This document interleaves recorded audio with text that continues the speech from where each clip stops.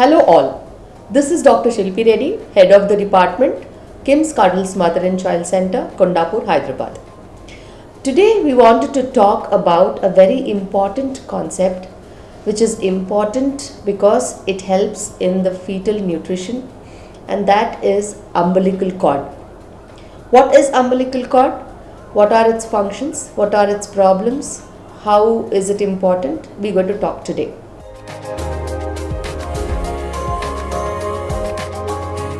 Umbilical cord, for me, I give it a status of an organ, because umbilical cord is the one that gives nutrition to the baby from the mother through the placenta.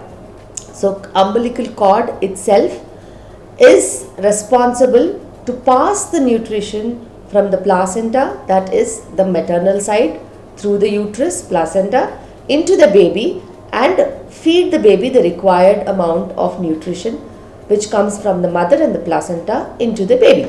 Umbilical cord has to maintain the nutrition from the maternal side through the placenta into the baby. So until and unless the baby delivers and takes the first breath, the cord should be providing nutrition from the mother to the baby. So at times what happens is, when the umbilical cord is placed or positioned just in front of the baby's head, or if it is head presentation, head down presentation, or if the breech is there and umbilical cord is just below the bottom of the baby, when the bottom of the baby is presenting down. So in such special circumstances, which obviously are very low in number, whenever there is a artificial rupture of membranes, or whenever there is spontaneous rupture of membranes or leaking of the amniotic fluid, and the position of the cord is below the baby, the cord usually pops out first before the baby. So when the cord comes into the vagina, and since a gush of fluid is released, usually if it is the head which is coming down, or if it is the bottom or any other part that is coming in the lower part of the uterus, compresses the cord, because there are certain times contractions which are acting on the uterus, and it is the weight of the baby also which acts as pressure and obstructs the blood flow from the cord to the baby in the process of compressing it.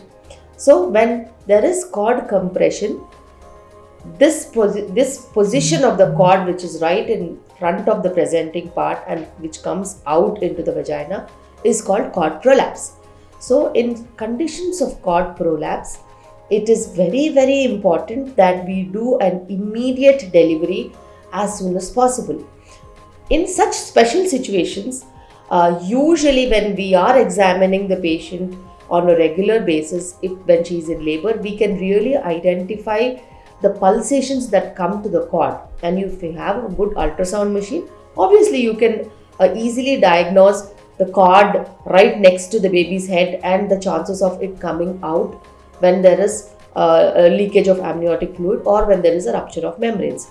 So your ultrasound will definitely help you. Your proper digital examination will help you. But in certain situations, when the head is not properly fixed and suddenly there is a release of fluid and by mistake the cord gushes out, it is very, very important that the cord has to be replaced back as soon as possible, and delivery has to be contemplated as soon as possible, because cord per se gives blood supply to the baby, and if there is a compression, then there is a strong chance of blood supply compromise to the baby, causing problems. So there should be an operating theatre room right next to the labor rooms wherever possible. At Cuddles, we have that facility of the labor rooms which are just next to the operation theatre, just in case if there is any accidents like cord prolapse. We do shift the patient immediately into the OT, and the anesthesia team is 24/7 available. There are emergency protocols set in to do delivery as soon as possible to save the baby's life.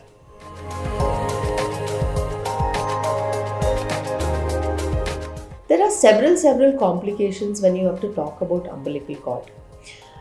You can call them knots in the umbilical cord. You can call them single umbilical cord, single umbilical artery problems. You can call a short cord, a long entangled cord, double knots, triple knots. There are several complications of the umbilical cord, because umbilical cord is very crucial for blood supply between the mother and the child. Any abnormalities in its position, in its framework, in its composition, and any abnormalities in the blood flow inside the umbilical cord, and any abnormalities in the physical structure of the umbilical cord definitely has the impact on the baby. Especially, we routinely see cord around the neck 2 or 3 times, just for few patients when they are coming for a routine growth scan. And we see true knots, we see false knots, we see very short cords at times, because when we try to look in for Dopplers, we absolutely don't find a very free loop of cord. That way we can even identify a short cord. And we even find cord abnormalities when there is a bunch of vessels together. That can be a true knot, that can be anticipated. Similarly, there are other conditions like absent umbilical cord, all these things. So there are several problems related to umbilical cord, and a perfect fetal medicine department with a experienced fetal medicine person can definitely give you an insight into such problems and identification and prevention. So both cord around the neck 2 or 3 times, loops, or true knots or false knots, all these things are not an indication for an operative delivery. What they indicate is the intrapartum monitoring. When the pregnant woman is in labor, all what we have to do is properly monitor the heartbeat of the baby. If heartbeat of the baby is going on smooth and the labor is progressing, no need to panic. It is all that the information given to us is to be alert and follow protocols for safe mother and child during labor and delivery.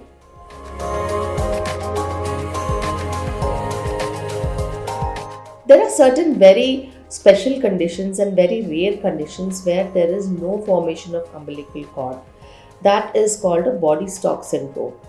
In such syndromes, what happens is the internal abdominal organs are directly attached to the amniotic membrane through the chorionic sac. So there is no umbilical cord, and there is almost absent of the umbilical area and the anterior wall also. So these kind of abnormalities are definitely very high in terms of giving mortality and morbidity to the baby if they are not identified.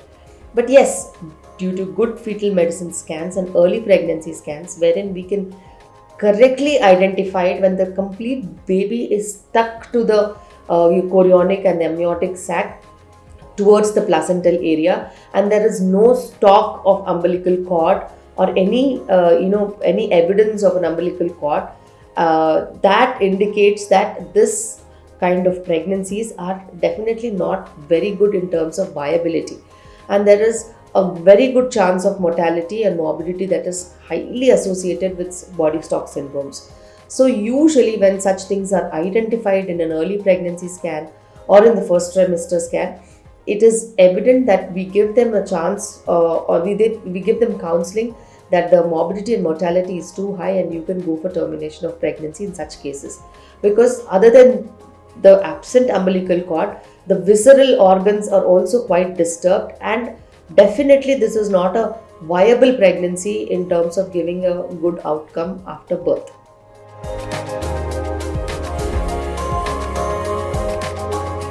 If you have to talk about umbilical cord detachment, it usually does not happen like that.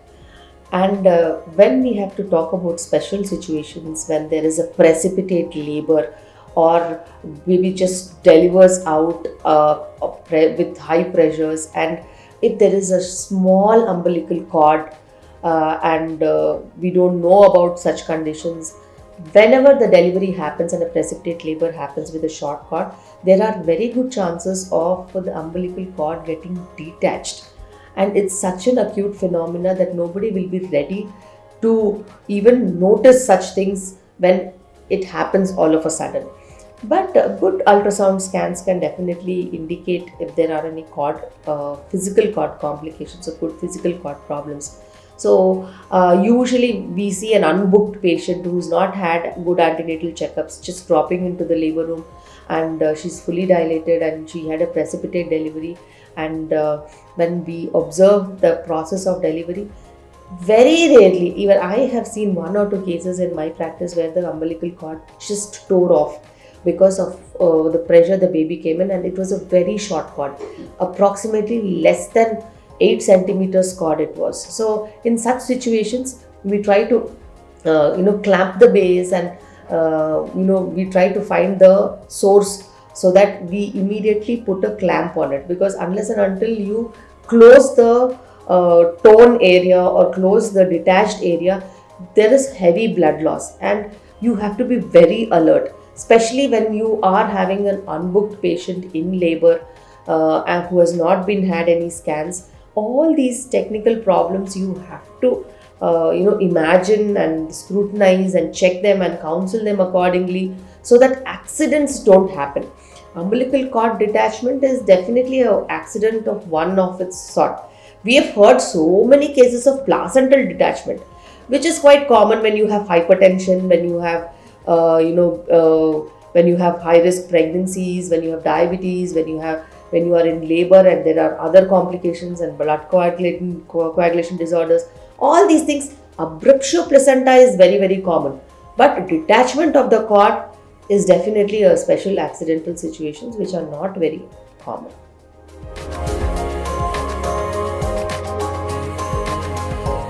So cord compression is one of my very routinely asked question. When patients come into the consultation chambers, they ask us how frequently they have to monitor the movements, and some of them say that the baby is absolutely not moving, what I should do, doctor? So we usually observe the pattern. We do an NST, especially in the third trimesters. We do the NST and we check whether there is change of pulse, change of the heart rate of the baby with the movement of the baby and all that. So whenever there is cord compression, blood flow gets obstructed. So whenever there is obstruction to blood flow, baby movements are restricted. So that is one of the reason might be the baby is not moving very well. And to be very very clear, that cord compression is not regular pattern in in pregnancy when the woman is pregnant. And we've seen during ultrasounds sometimes baby chewing on the cord, and babies taking the cord inside the mouth accidentally. They don't know what is happening. So in such situations, the baby's heart rate also drops.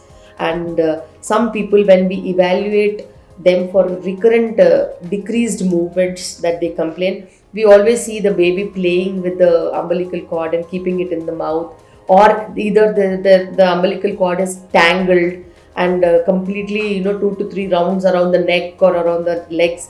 So these are very rare situations, but yes, they do happen, because obstetrics is about so much of variations that we see in.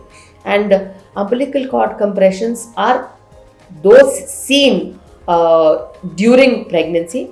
They are less in number and they are sporadic in number.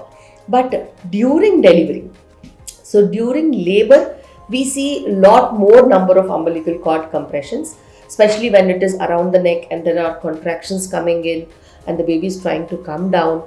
The cord is not easy to negotiate. Then whenever there is a very good contraction, the heartbeat of the baby drops in.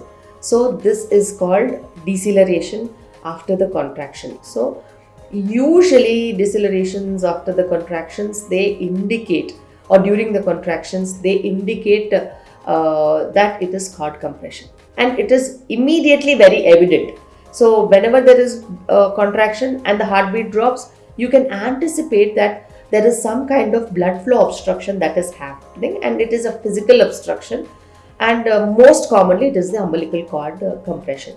So these can be identified with heart rate variations, with ultrasound pictures, as I have told you. So these things have to be coordinated very well. And cord compression is one of the very important cause for emergency cesareans, predicting the adverse effect it can have during delivery. And if the pregnant woman is fully dilated, then we try to accelerate labor and deliver it as soon as possible. But if she is not dilated and she's showing signs of cord compression, definitely we would counsel them and keep them more towards the operative side in view of severe bradycardia that we are seeing. And the most common reasons would be cord compression. So umbilical cord compressed, whether it is compressed or not, we can easily know if we have very good skills in ultrasound. That is one thing that you can directly get an insight into. But yes, whenever there is cord compression, there is fetal bradycardia. The heartbeat of the baby drops to more than 30% of what it is actually there. So fetal heart rate dropping, especially during a contraction or during a movement, and also the ultrasound findings, we can easily figure out what is causing it, especially the cord compressions.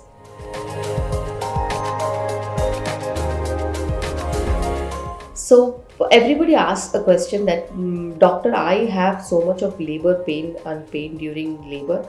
Does my baby have that similar kind of pain during delivery? What I tell them is, babies do feel pressure, the pressure that the uterus exerts during the contractions that come during labor. But then when the baby is well cushioned with a good amniotic fluid sac, so basically the shock that comes in the form of pressure is absorbed into the amniotic fluid area, and the baby does not have much to even feel about, other than the changes that happen during contractions. But then when the amniotic fluid is gone, then the effect of the contractions are definitely on the baby, and the baby position changes and the baby comes into the delivery space and tries to deliver. So if you have to talk about pain in such situations, it is more related to pressure. And if the pressure is more, then it can cause stress levels in the baby, and the baby can pass motion also. That is what is called meconium. So when you see a meconium stained liquor, it can be the baby that is going into stress, and that is why the baby has emptied the bowel and it has passed motion. It also happens when there is cord compression, cord entanglement, cord around the neck which has gone tight, and these are few causes of birth asphyxia.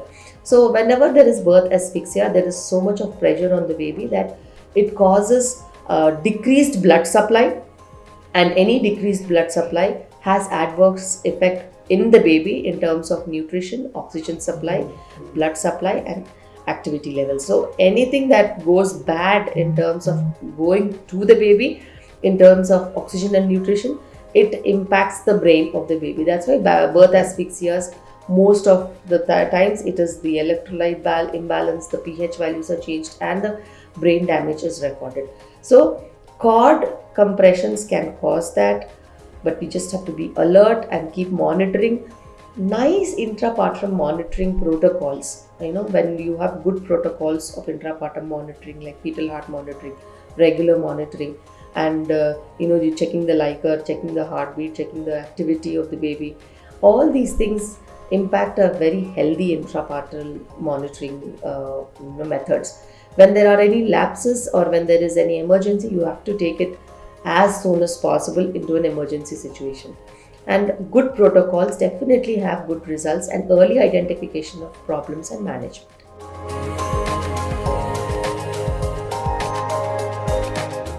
When we have to talk about umbilical cord compression, a long term compression of the umbilical cord or a very bad entangled umbilical cord can cause intrauterine death of the baby.